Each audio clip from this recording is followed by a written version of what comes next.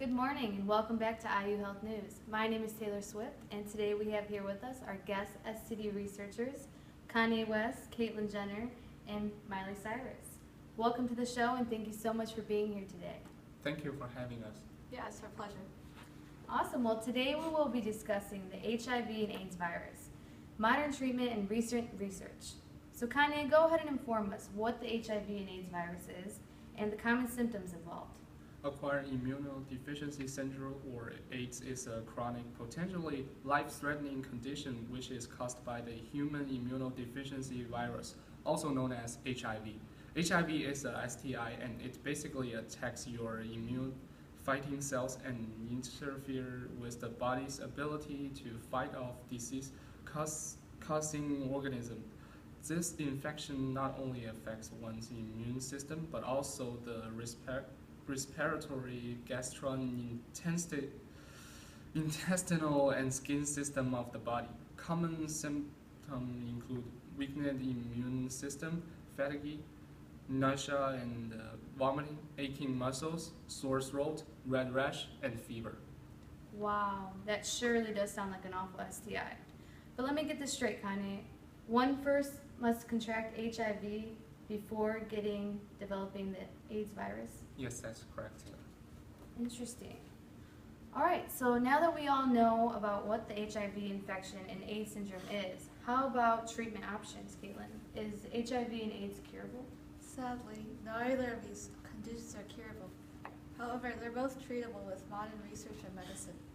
The HIV virus is commonly treated with antiretroviral therapy. It prevents HIV from multiplying and reduces the amount of HIV in the body. The treatment for AIDS is similar and uses nucleoside reverse transcriptase inhibitors to interrupt the virus from duplicating. Very interesting. It's truly amazing how advanced medicine has become thanks to researchers and developers such as you all. And speaking of research, let's discuss recent research, specifically geared towards college students. What are some of your findings, Miley? Well, me and my colleague, Elena Burnett, which could sadly not be here with us today, have been doing a study among college students. We found that attributional style influences one's HIV risk, such as internal locus of control indicates a lower risk of HIV infection, whereas external locus of control signals as increased risk of becoming infected with HIV. So Miley, could you briefly explain to us what internal and external attributional styles are?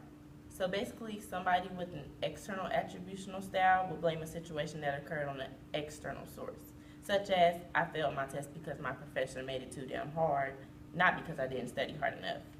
Whereas the internal attributional style will put the blame more on themselves and what they could have done differently. See what I'm saying? Okay, yeah, I see. So continue with your research. So we composed a sample of 1,874 university students, aged 16 to 24 years old, that were sexually active.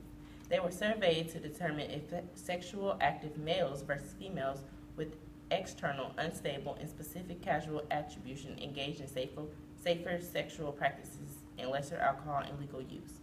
Results indicated that male students with an external attributional style engaged in a greater number of unsafe sexual behaviors and higher amounts of alcohol and drug use than the females. Additionally, for both males and females, an internal attributional style was associated with less drug use and less likelihood to engage in HIV-related risk behavior. Overall, too many college kids are at risk and don't even know it. For example, 1 in 5 don't even know their HIV status, and 50,000 new cases of HIV are reported each year. Wow, 50,000 new cases. That is an outrageous number. So let's move on to you, Caitlin. What is your findings? Following up on what Miley said about HIV infections among young adults, according to the Journal of American College Health, a large portion of them expressed little concern about becoming infected. That same article states nearly 71% of students reported sexual activity within the last year, whereas only 27.1% reported ever being tested for HIV.